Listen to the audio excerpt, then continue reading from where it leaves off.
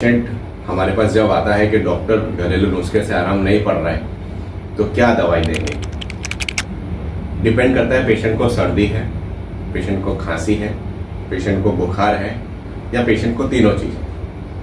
अगर पेशेंट को खाली बुखार है तो हम लोग एक प्लेन पैरासीटामोल 500 या 650 मिलीग्राम देंगे।